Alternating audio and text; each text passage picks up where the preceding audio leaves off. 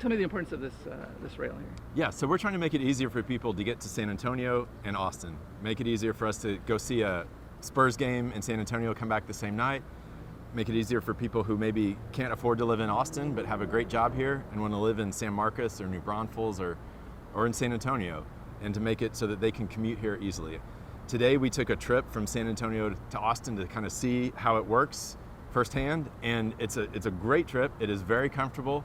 It's not as fast as I'd like to see, and so what we're trying to do is get more awareness about what needs to be done to this route and get the Texas legislature to put funding towards it so that we can draw down the millions or billions of federal dollars to help us do that. And so, you know, the train trip right now went from somewhere between like 40 miles an hour and 60 miles an hour, but the Amtrak representative that was with us today said that with some improvements to track quality and maybe some double tracking, you can get it up to 100 miles an hour. And that's a huge difference. And that would make that, plus more frequency of trains, would make it something that people just know is a safe, frequent, easy option to hop on here and get to downtown San Antonio, you know, in an hour or so. Yeah, is it that easy? Like if I wanted to go, like you said, watch the Spurs in a few months. Yeah.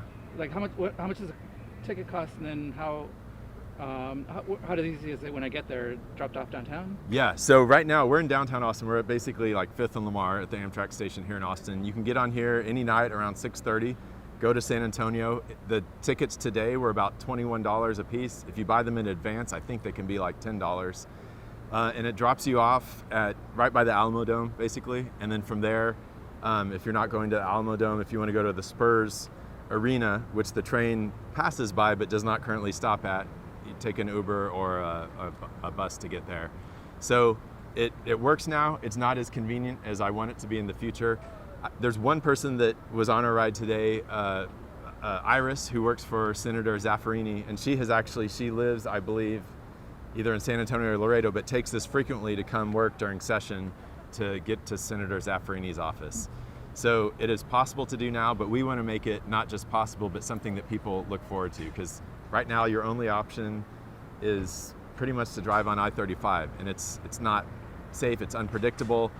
They're making improvements to it, but you're never going to build enough there to meet the demand. And so if we're going to continue with having Fortune 500 companies that want to come locate here or in San Antonio, we're going to have better transportation to meet the needs of the 8 million people that are going to live in this region by 2050, and that has to include great passenger rail service. And you probably spend $10 in gas coming up here, right?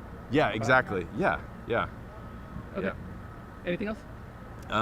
No, this is a partnership between me and Judge Sakai in San Antonio, but we've also got a lot of Republican county judges that are helping us out, have been meeting with us from Denton County, from Caldwell County, other counties in between. This really isn't a partisan issue. It's just people that want to have better ways to help their economies develop by having better transportation options.